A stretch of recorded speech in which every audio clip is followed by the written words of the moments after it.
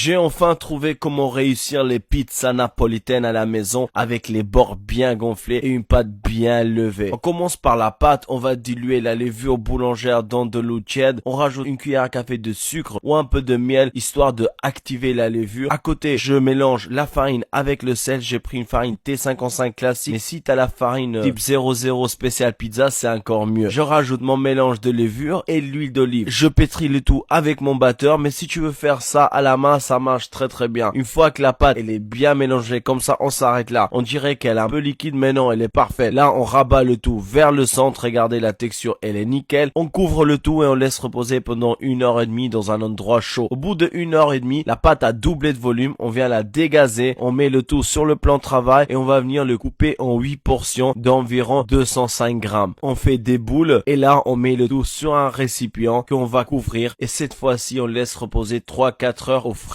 Au bout de 3-4 heures, regardez, ça a bien gonflé. Attention, faut bien sortir les pâtes 30 minutes avant de les utiliser. Il reste plus qu'à les étaler. Pour cela, moi, j'utilise de la semoule fine que je mets sur le plan de travail. On prend délicatement la pâte et on va l'étaler légèrement avec les mains de cette façon-là. Ensuite, voilà, on fait le geste. On n'écrase pas les bords de la pâte pour que ça gonfle bien. Ensuite, moi, je mets de la sauce tomate maison, un peu de mozza, origan, quelques feuilles de basilic, un filet de l'huile d'olive. Et pour la cuisson, j'ai trouvé cette machine en grande surface, ça marche super bien. Attention, c'est pas du tout une publicité, mais voilà, avec ça, ce qui est génial, c'est que ça cuit en 3-4 minutes et le résultat est juste incroyable. Ça a bien gonflé les côtés et même ce qui est super, c'est que le dessous de la pâte est bien cuit, ce qui est pas souvent le cas avec un four traditionnel. En dehors de la cuisson, je mets une autre feuille de basilic et on va passer à la dégustation. Comment la pâte elle a bien levé et ça donne trop envie. Non mais c'est super bon. Moi je te dis à la prochaine pour d'autres recettes. Ciao, bye.